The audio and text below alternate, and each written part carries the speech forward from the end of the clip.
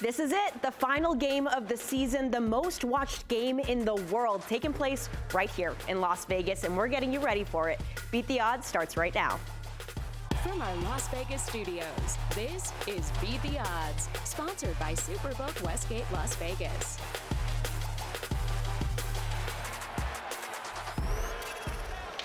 Welcome inside our Las Vegas studios. I'm Mariah Janos, flying solo today as Dave the Goose to my Maverick is out sick. So I guess it's all up to me to continue insulting Jack in a playful manner, of course, while getting you ready for the biggest game on the planet.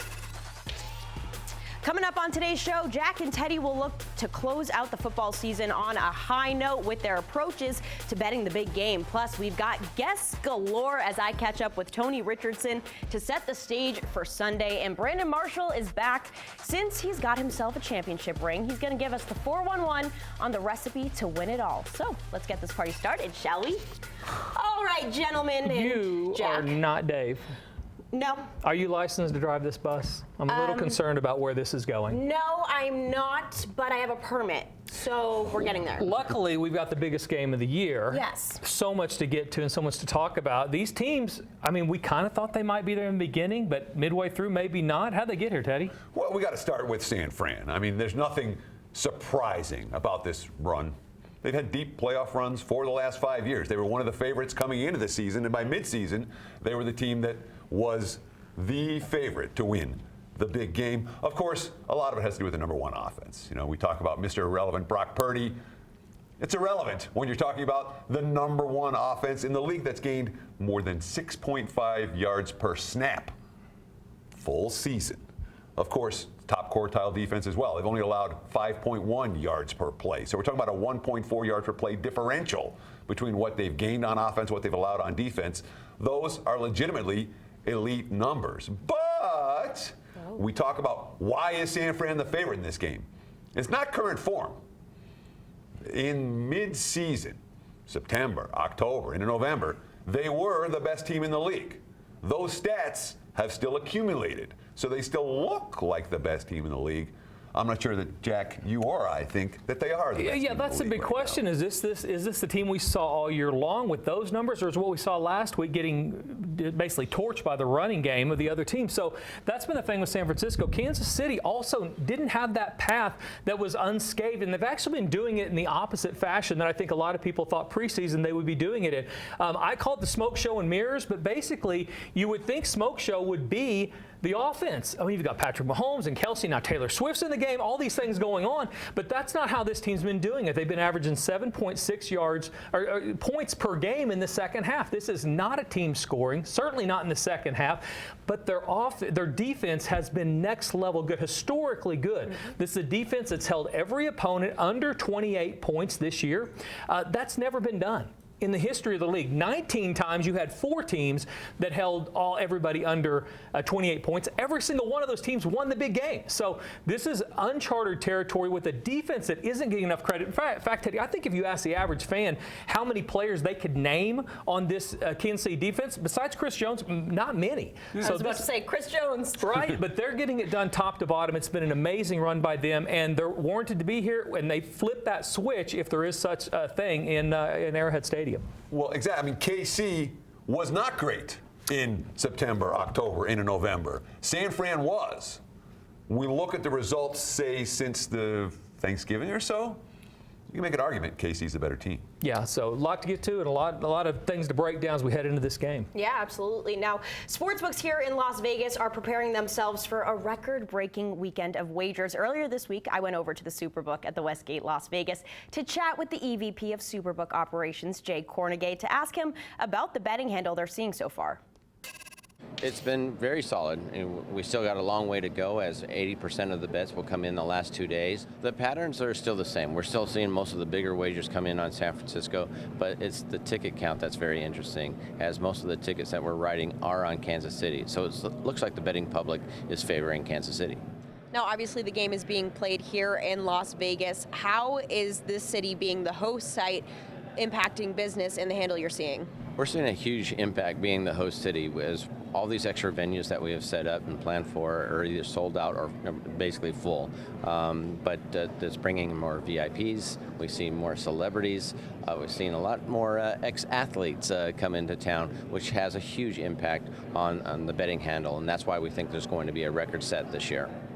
Prop bets, obviously a big thing for this game. What is the ratio you're seeing with sides and totals versus prop bets? It's very typical of what we've seen in years past, where most of the bigger bets have been coming in on the side or total, but most of the bets, most of the tickets are written on the propositions. The counts are about 68% of all wagers are on the propositions, so that translates more bets, more money on the propositions than the game itself. Great stuff from Jay there. We're just getting rolling today. Coming up next, Jack skips over the first half completely and goes straight to the second half and crunches those numbers for us. And Teddy will take a look at some popular prop bets. Before we take our first time out, this year's championship game in Vegas is the most expensive ticket on record, with an average price of nearly $10,000. But what was the average ticket price of the first big game ever in 1967? The answer after the break. Beat the Odds is sponsored by Superbook Westgate Las Vegas.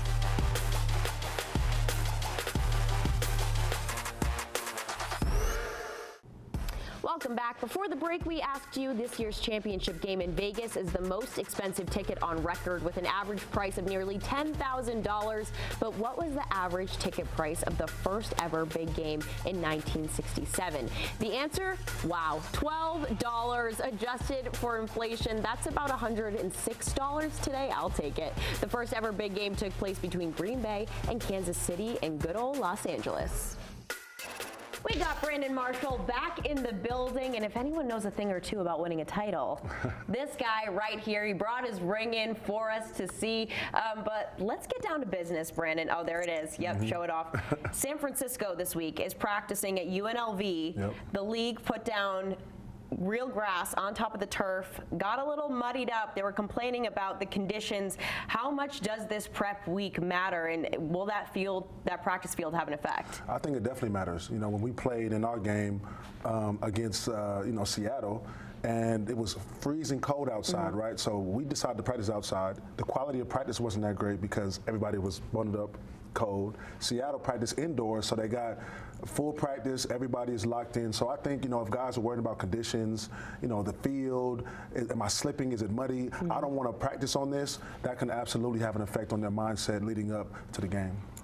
Now, from your experience, you've been on both sides of the results in the big game. We've talked about this before. The distractions can play a role. Obviously, Las Vegas is a distracting city sometimes, but what is that it factor to lock in the title? I mean, the it factor is just, you know, honestly, it's coming together for a common goal and understanding that, you know what, look, we can party after. We can enjoy all the things after. So, yes, get the gifts. Yes, you know, talk to the media, you know, enjoy it a little bit, see your family, but we can do all this stuff in the off season.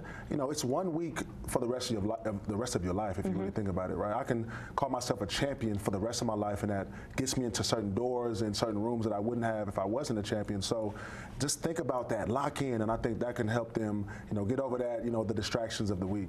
Yeah, that champion title, wear it proudly. Absolutely. That's awesome. But we can go back and forth comparing these two teams all day. Obviously, with Kansas City, you've got the star quarterback. San Francisco, you've got the star receiving core. But I want to look at these defenses because they've been a little bit opposing down the stretch. Kansas City has really turned it on in the postseason, whereas San Francisco's defense has taken a minute to get rolling. Yeah, they've definitely regressed, and that's the thing about it, because, you know, typically we're used to looking at San Francisco and saying, okay, this defense is stout. It hasn't been that. They've been getting up a lot of points. The last 5 games, I want to say they've been giving up around 23 points per game.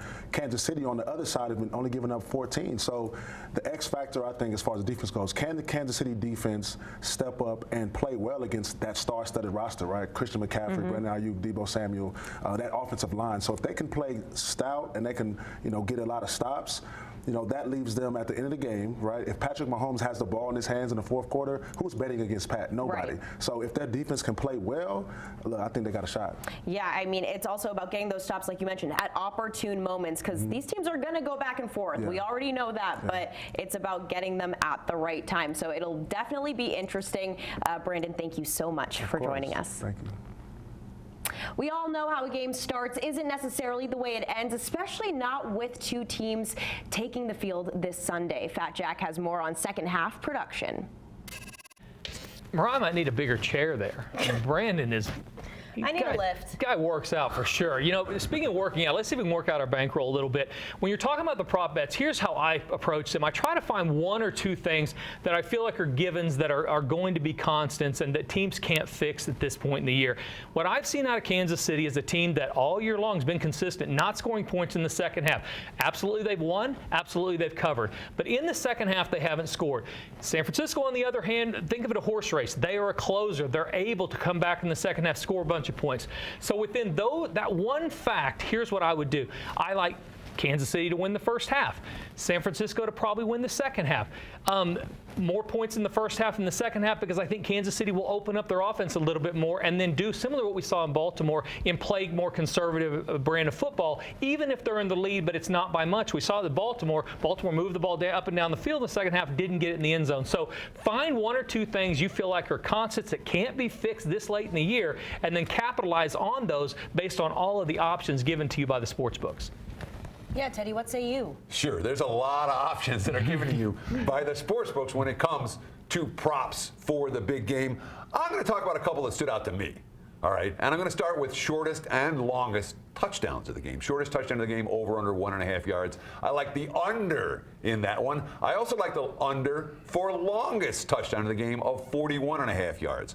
Let's go and talk about them individually. The shortest touchdown, we've seen this cash, 4 of the last 5 years. All it takes, a penalty in the end zone, a first and goal situation, a 2nd and 1 situation from the 1 yard line. We see it happen a lot, and two teams that are capable of getting that yard on the ground, and that's a key in this matchup. So we've seen this cash again 4 times in the last 5 big games. And the longest TD, I'm expecting slow, methodical drives. We look at these two defenses.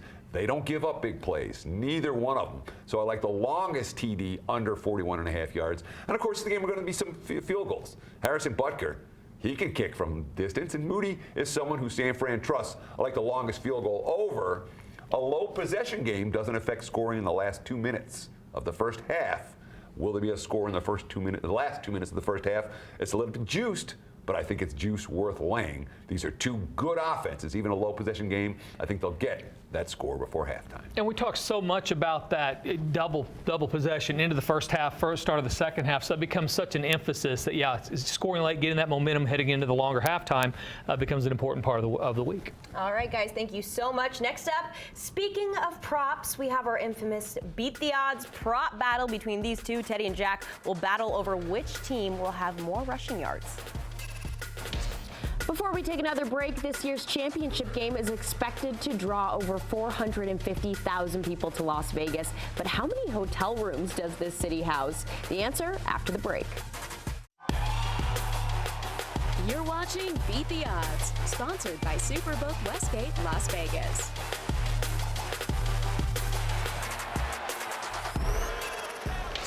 Welcome back. Before the break, we asked you this year's championship game is expected to draw over 450,000 people to Las Vegas, but how many hotel rooms does the city house?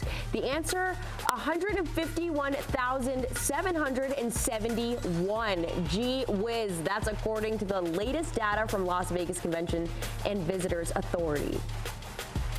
The stage is set for the big game. San Francisco looking for their first title since 1994. Kansas City going for its 3rd title in 4 years. So let's bring in someone that has rocked the KC Uni for 11 seasons and is a friend of the show, Tony Richardson. Tony, thanks so much for being here. Hey, thanks so much for having me in cold Las Vegas. I wasn't know. ready for it. No one expected the cold this week, but it does get cold here occasionally. So just 2 weeks ago, though, we had you on, and you predicted it was Baltimore's year. Where's your head at now? Yeah, I was wrong, and I had to admit it because I did a few other shows. But what? Obviously now I'm rocking with Kansas City. Having played there 11 years, and as long as they got that guy number 15, Patrick Mahomes, and then Travis Kelce, he just continues to show up in the big game. So it should be exciting. Both teams with some offensive firepower, both teams defensively sound as of late. Do you expect this to be a shootout or more low scoring? You know what? I think it's going to be a high-scoring game. Someone predicted it's going to be 2 overtimes. I don't know. I guess that's the script writers.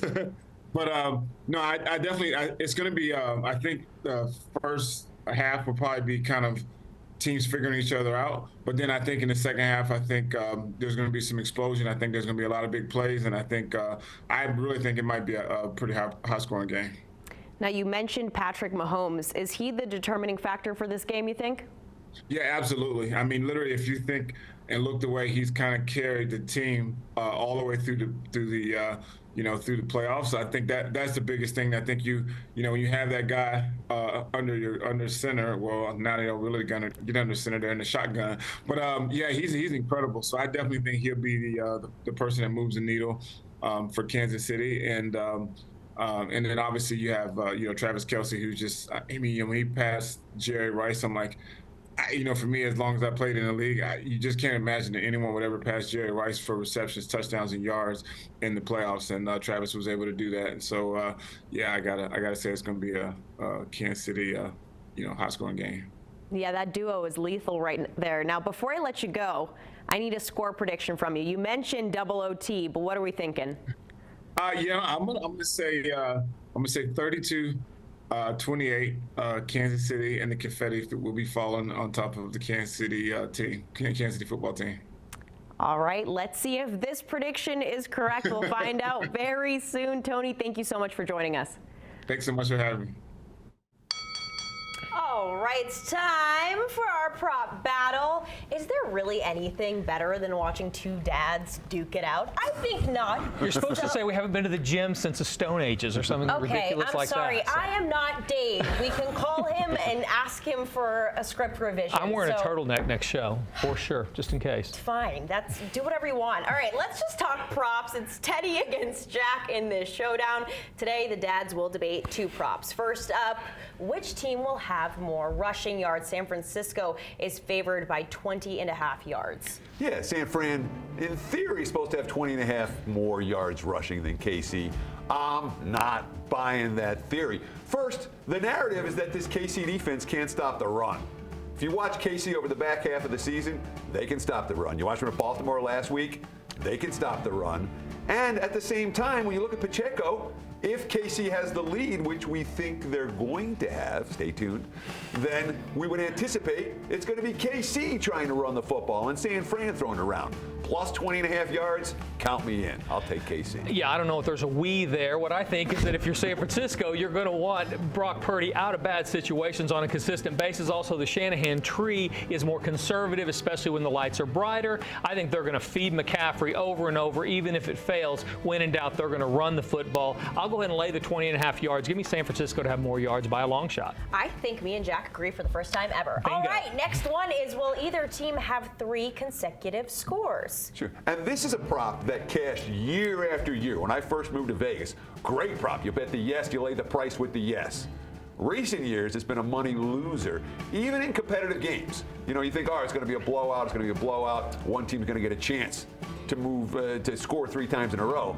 The competitive games, it hasn't been happening in recent big games. I don't think it happens in this one either. I say no for 3 consecutive scores. Yeah, I think it's minus 170 for a reason. I think it's a lower scoring game, and because of that, there'll be more field goals. I don't think we're getting 3 touchdowns back to back to back, but I do see a field goal, touchdown type run. Give me the yes on that. I hate laying the big number, but there's a reason why it's a favorite. I think it's a low scoring game. Somebody will get on a streak. It's surprising how much it's favored. I really didn't think about it. We talked about it before the show. I was like, really? Though, shop around, different prices at different books. Yes, absolutely. Okay, guys, it's almost time for the most important part of the show, their final big game predictions. We've got that and more coming up next. Before we take our final timeout, with a win Sunday, Andy Reid and Patrick Mahomes can claim the lead for most wins by a quarterback-coach combo in Allegiant Stadium history. Who are they tied with? The answer after the break. Welcome back. Before the break, we asked you, with a win Sunday, Andy Reid and Patrick Mahomes can claim the lead for most wins by a quarterback-coach combo in Allegiant Stadium history. Who are they tied with? The answer, 3 combos who play every game in that very stadium. Antonio Pierce and Aiden O'Connell, Josh McDaniels and Derek Carr, and John Gruden and Derek Carr. Each are tied with 4 wins. With a win Sunday, Mahomes and Reid will take the lead with 5. Pathetic they can't get more than that in that stadium. All right, there she is, Allegiant Stadium, where all of the action is going to be this weekend for the big game. There's a lot of action, too, on BeatTheOddsTV.com. Just click on that QR code. All right, it's time for a bittersweet best bets. Let's end the show on a high note. Teddy? Sad, right? It's not bittersweet Okay. because we'll be back. It's not like we're going to be gone all year. We'll be back. That's true. Not long from now. That being said, we've talked about this game for a couple of weeks now. The hype's been endless. But when it comes to predicting what's going to happen, I think KC's the better team. I understand San Fran deserves to be the favorite based on the season-long stats. But when we look at the last 2 months, KC's been the better team. I'm also expecting a relatively low-scoring game. Here's the concept. Long drives, fewer possessions, and a dearth of big plays. My analysis doesn't agree with Tony Richardson when it comes to big plays in the second half. I think there's going to be few big plays in this one. 23-19 KC is my prediction. I'm 16-5 on these top plays. Okay. Kansas City not scoring in the second half and not holding teams under 28 points. 21-20, Kansas City wins a lower scoring game. All right, well, let's see what happens. This is where we leave you all. Big thanks to both of you. And of course, Dave, we miss you for an incredible show week after week. And a special thank you to everyone watching at home. We've got more shows after this season, some specials coming your way. So be sure to tune into those. Everyone, enjoy the big game.